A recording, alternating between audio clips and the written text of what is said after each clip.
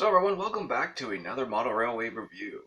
So in this video, we're taking a look at my first ever product from Bachmann. That is a Spectrum series. I honestly thought it was mislabeling on the website, but apparently it's not. So let's get this camera facing the other way and take a look inside the box. So correct me if I'm wrong, folks. The Spectrum series is not supposed to be Bachmann's top-of-the-line product, even though they're made in China. At any rate, I can't wait to get this open and show you guys what I got, because if you read the side here, it's got the saddle tank. There's the price of what I paid for it. And before I forget, I found this one at Star Hobbies in the US. Now that is 75 USD, but on their website it's listed for 79. And when I called, they said they had 2 of these left. Now they do have an painted, unlettered one in stock, but it looked like it was missing some parts going by the picture, but that's just a picture, right? And checking my receipt here, which I will not show on camera because it's got my credit card information, don't want that going missing. I was indeed billed $75 and additionally billed another $30 for shipping. So overall I paid 105 US. Now this was not on a sale price, it was just 75 bucks. I will have to look up the MSRP and somewhere in here punch it in text what it is going for MSRP, because I forgot to do that for the last 2 videos I did. But they were both those locomotives were under 100 US anyway. MSRP, regular price rise at a brick and mortar hobby shop. So I'm gonna go ahead and get this box open here carefully. You know, we got this really cheap sealing plastic. Away with you. Oh, this box looks even nice with the plastic out of the way. So let's open this up.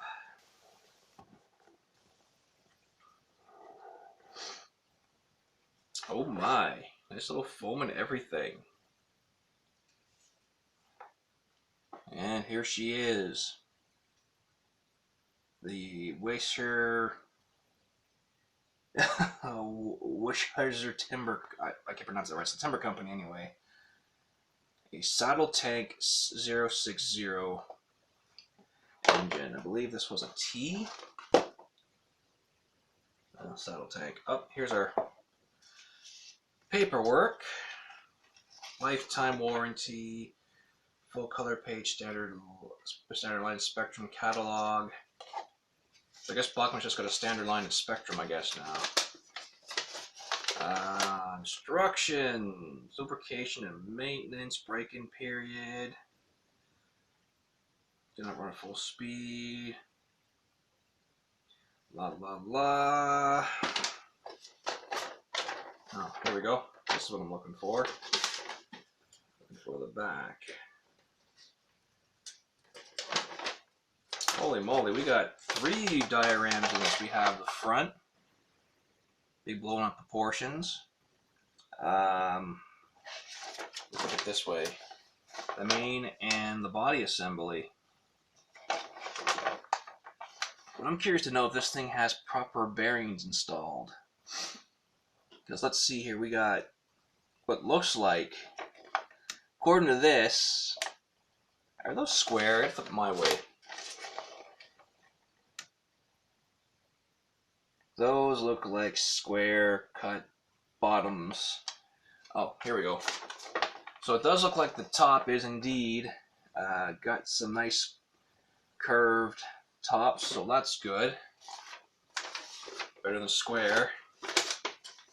And of course at the back we have DCC wiring instructions. So it looks like this thing is not DCC equipped, it's DCC ready. Yeah, I don't see anything else here about the motor. Oh, there's the motor. Little wee thing.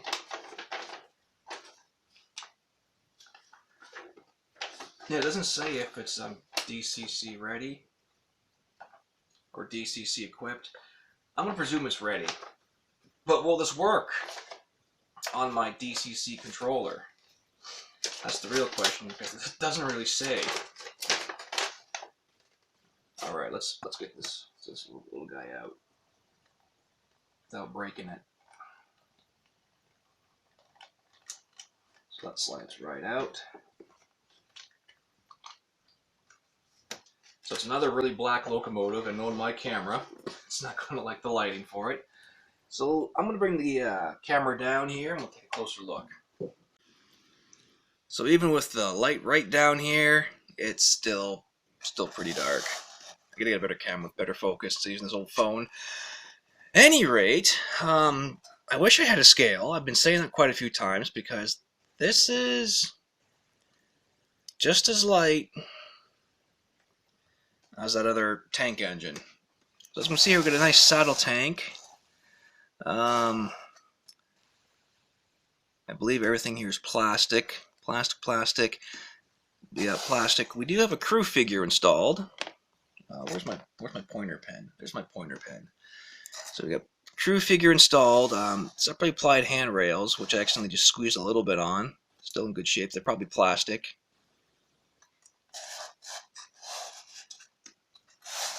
Nice etched door. I don't know if there's going to be firebox details. We do have a nice...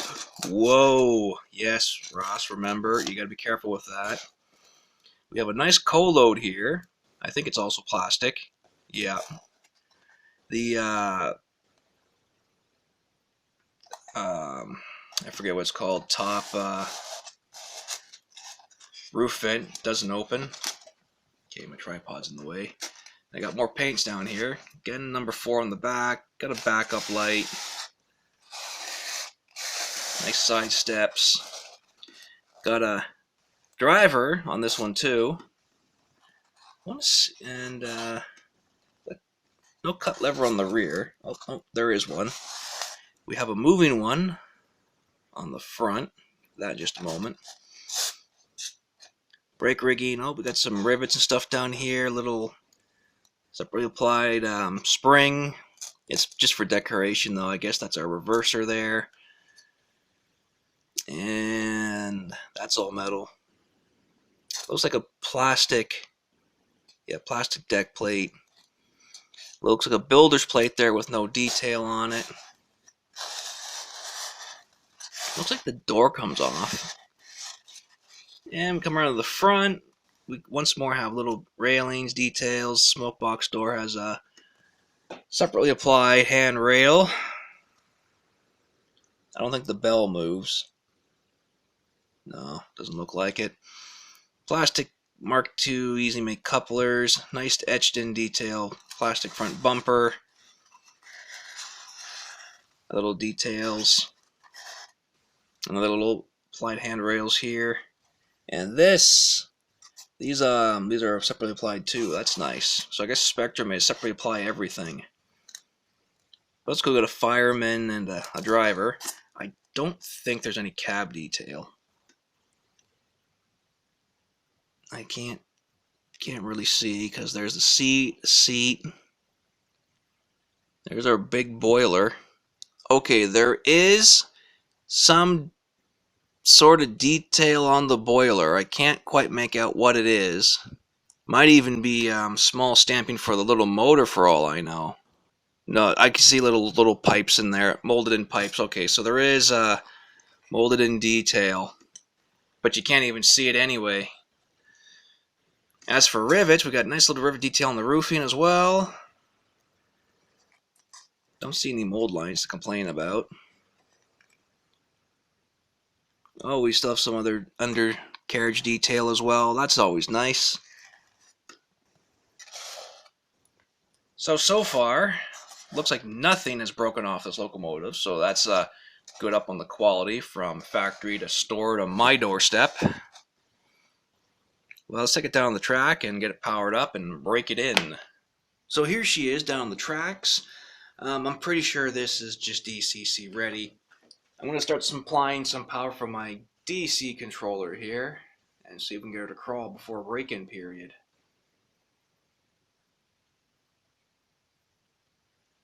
Just slowly.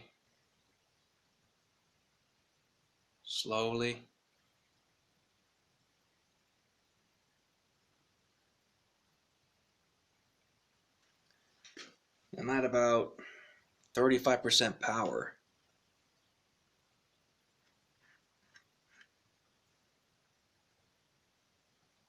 No motor noise.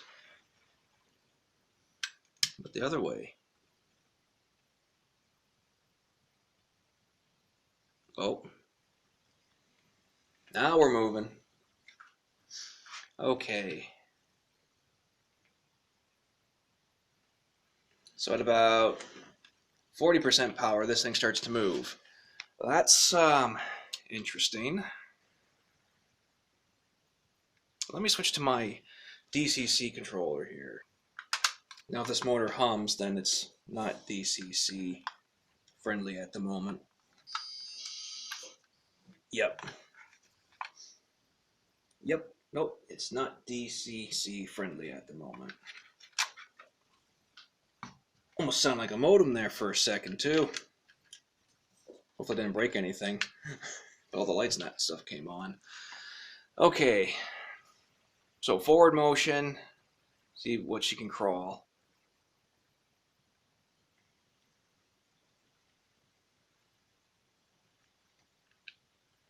Can I go slower?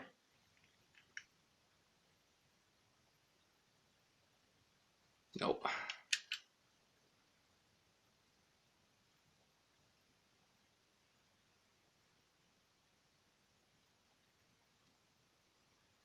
Not bad, not bad.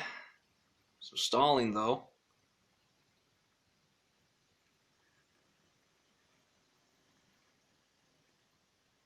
Yeah, no. All right. I'll let this do a few laps around the test track and we'll come right back. Give it some break-in time. I do say though, it's a noisy little motor in it.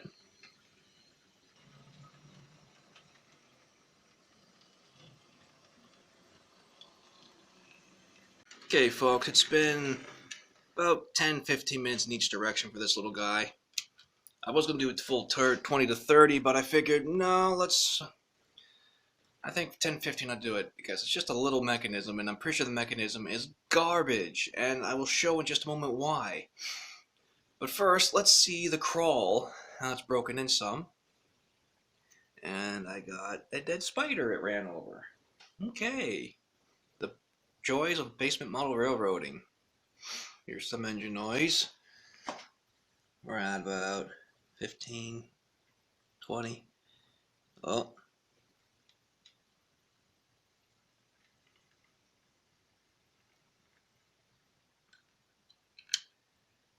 Now we'll go backwards. Slowly, slowly, slowly, slowly.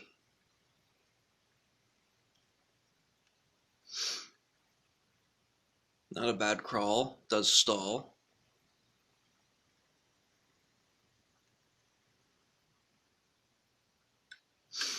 If I go any slower, it does stall a fair bit. But the good news is I don't need to give it like 40-50% power for it to take off. It starts taking off about 20. Now we do have directional lights on the front and the rear. Swing around, you guys get an idea. So here's the front. Well, I need more power to get the front one to line up. How about the rear?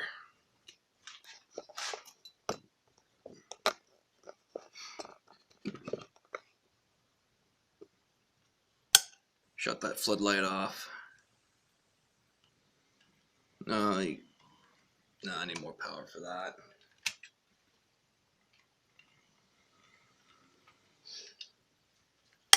I have to take my word for it, folks. It's no. Okay, one more time with love. If it doesn't show, take my word for it. It's there. It's an orangey color, and it gets brighter as you give it more power because DC. And to point out, this thing does not like points. It doesn't like the steel rail one more than the nickel silver one. So let's get to the pull test. Before I go to the Atlas track pull test, I got temporary set up. Let's see how it handles going over these points and collecting those little rake of rolling stock there on steel wheels. Now I don't have huge faith in the pulling power of this thing because one, it's much lighter than this guy, which is DCC equipped, and it's got a Wii motor. Oh, here we go. So we're going down, across that, across there. Well, she's doing it so far, folks. See how she handles coming up the grade.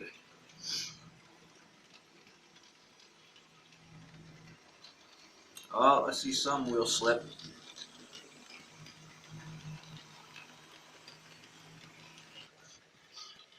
And down the grade, around the bend. Up there's the light showing through right there. See how she handles it going backwards.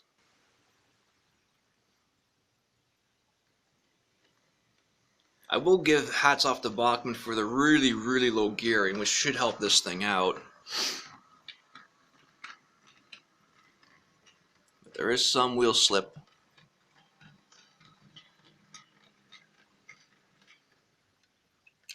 Nice.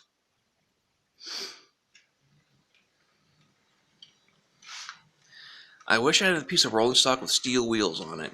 Or metal wheels, I should start saying.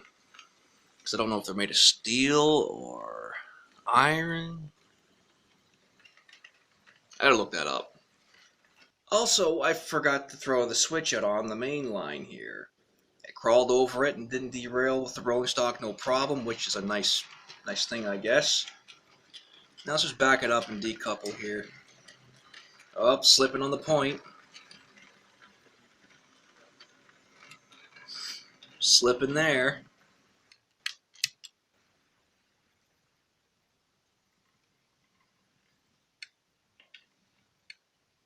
Where's my magnet? Should be about there. Yep. And this is free rolling. Yep. Perfect. So for this pull test, I'm just going to run my 3 heavy coaches. And I figured this thing ain't going to pull more than 4 pieces of rolling stock. So I got my long, heavy ones here, or the heaviest ones I have. And see if she'll pull 4. And this is all on plastic wheels. These are free rolling metal and plastic, but it's got metal. I'm lost for words here. Metal, you know what I mean, the piece that goes across. Axle, there's the word. It's got metal axles. So it's really free rolling. Okay, folks, I got up on the track. Something before I do the pull test, I want to see how this thing handles going over Atlas nickel silver points. I guess proper term in the North America would be turnouts. So pardon my mix of British and English, North American English terms. Here we go.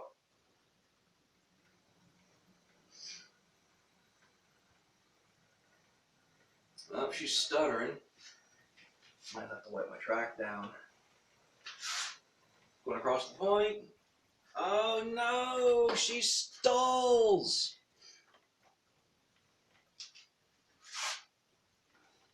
Come on. I may have to wipe these down. I haven't cleaned them in a little while. That was just a really bad mechanism in that thing. Then again, how long has it been sitting on the shelf for, too? Give her some juice. Come on, you. And once more, stalling on the points. Alright, so I got it hooked up to the 4 pieces of rolling stock. Here we go. Plastic wheels.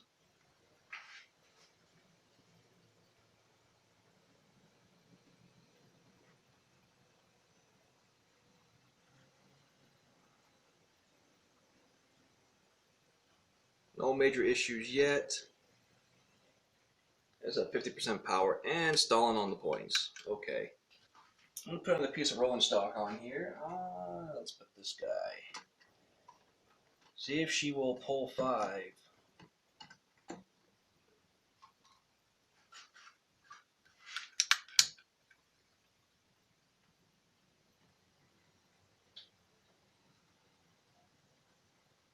Pulling 5, no problem. And that's up a small incline.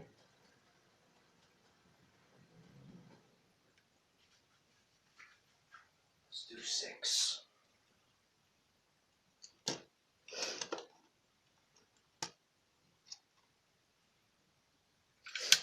It's very low gear. It might be its saving grace here.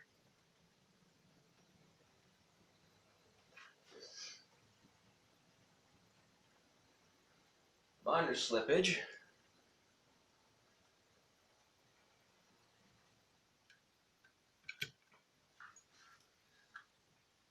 Five pieces.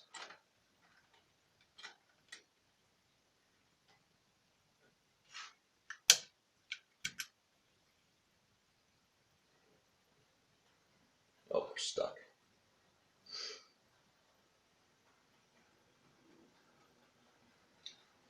So two.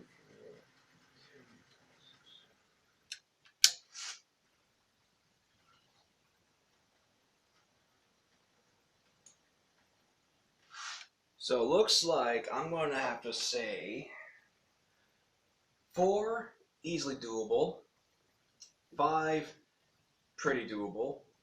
6 pieces, somewhat doable. But I think overall, for its maximum performance, disconnect these two. Bring it up to that point.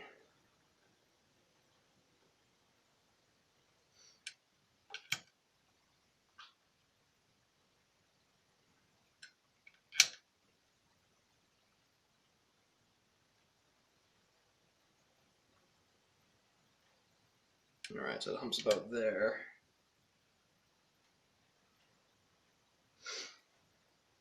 So yeah, definitely easily push and pull 4. And anything else past that is just kind of, you know, it's going to do it, but not very well. Okay, let's disconnect you. And now rev this up. Cross those, do the crossover. Alright, let's see how this crossover goes.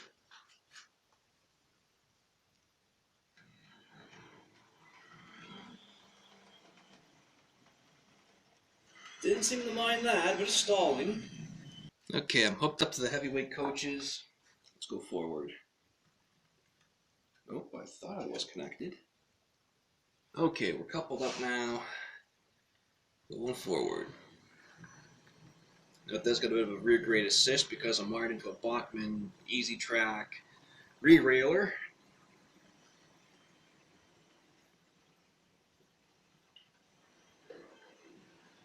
No, it just does not like them turnouts and points. And I've derailed the coach. Struggling to get up over that crossover. Stalling on the points again. And I've even disconnected. Alright, so let's go over this point and across the other crossover. See how it handles that.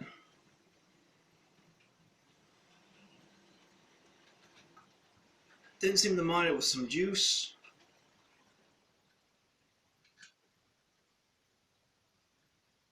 Oh, come on, don't stall.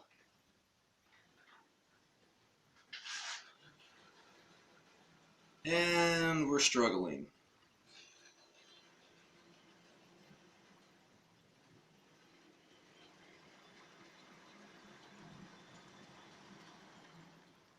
Okay, let's disconnect one of these heavyweight coaches. Put you up here. Out of sight, out of mind. Perfect.